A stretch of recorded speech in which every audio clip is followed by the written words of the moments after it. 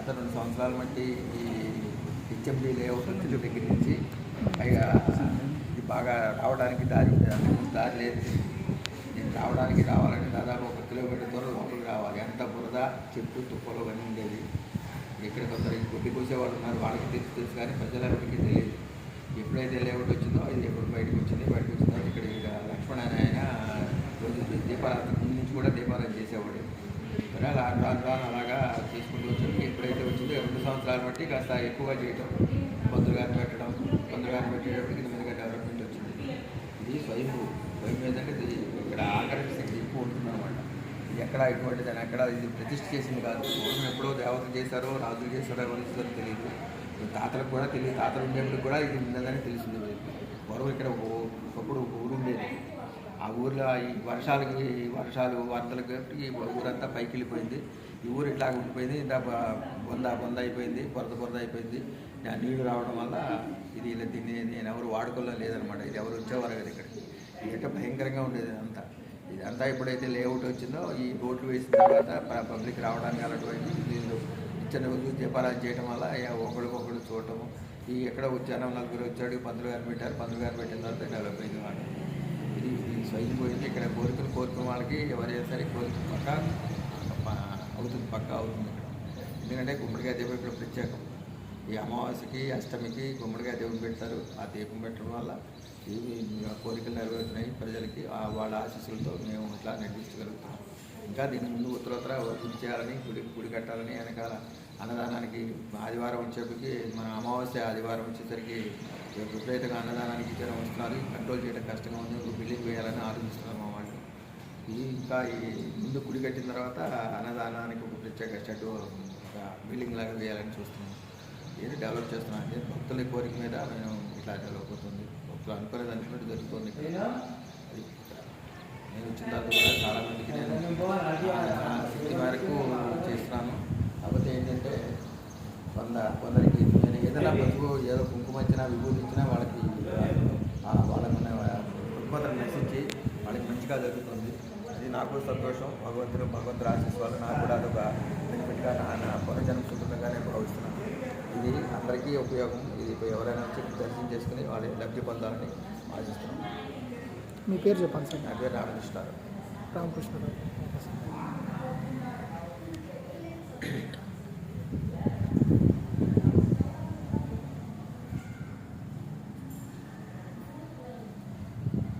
ఇక్కడి నుంచి నువ్వు తీసుకెళ్ళిన వాళ్ళు నాకు అవ్వలేదని చెప్పిన వాళ్ళు లేదు. నేను చూస్తున్నాను కదా, మన శక్తి ఎంతో తెలియదు, మనకు తెలియదు.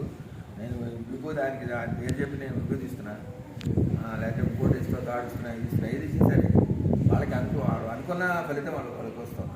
అంత మంచి ప్లేస్ ఇది. మొన్న నిమ్మకాయ విషయంలో పడుతున్నారు బాగాలేదా 3 రోజులు వేసుకోవడం తగ్గింది. అప్పటిదాన్ని పానం అసలు అది ఆ ఎఫెక్ట్ ఇక్కడే ఉంది అంతా. లక్ష్మణ్ అంటే ఈయన మాటల్లో విందాం ఇప్పుడు. చెప్పండి అన్న. ఇప్పుడు ఎందుకు ఇప్పుడు చెప్పేసి ఏం కాదు చెప్పు, అంటే నార్మల్గా చెప్పండి. ఏం కాదు, నార్మల్గా చెప్పండి. మళ్ళీ చెప్దాం కావాలంటే ఇంకో వీడియో. ఇప్పుడు చెప్పండి. ఇప్పుడు స్వామి చెప్పారు కదా, మీరే ఫస్ట్ దీపం పెట్టామన్నారు. ఇక్కడ దీపం పెట్టాం, దీపారాధన చేసింది ఫస్ట్ ఇక్కడే. దాదాపు 15 years నుంచి దీపారాధన చేసుకుంటున్నాం ఇక్కడ. భక్తులు స్వయంభూ ఎవరు లేకుండే, స్వయంభూ ఉండే ఇక్కడ భక్తులు. ఇదంతా గడ్డి పొలాలతో ఉండే, ఎవరు కూడా రాలేదు భక్తులు. ఓకే. నేను దీపారాధన చేస్తుంటే మా వాళ్ళు ఒకరు ఎక్కడ లక్ష్మణ్ భైరవుడు ఎక్కడ ఉందంటే ఫలానా భైరవుడు గుడి ఇక్కడ ఉందని చెప్పి అక్కడ నుంచి ఇక్కడ రావడం జరిగింది. భక్తులు అతి సంఖ్యలో పాల్గొని ముందు బాగా ఎక్కువ అయిపోయారు భక్తులు. ఇప్పుడు బాగా అప్పటి నుంచి బాగా పికప్ అయిపోయింది. షెడ్ గిడ్డి ఏం లేకుండా, షెడ్ లేకుండా ఇదంతా ఏం లేకుండా ఉట్టి ఇట్లా రాయి మాత్రమే ఉండే ఇక్కడ. రాయి మాత్రం కింద ఇక్కడ చిన్నది 2 చిన్న ఎత్తుకొని పెట్టి ఇక్కడ దీపారాధన చేసుకుంటూ వెళ్ళేవాళ్ళం.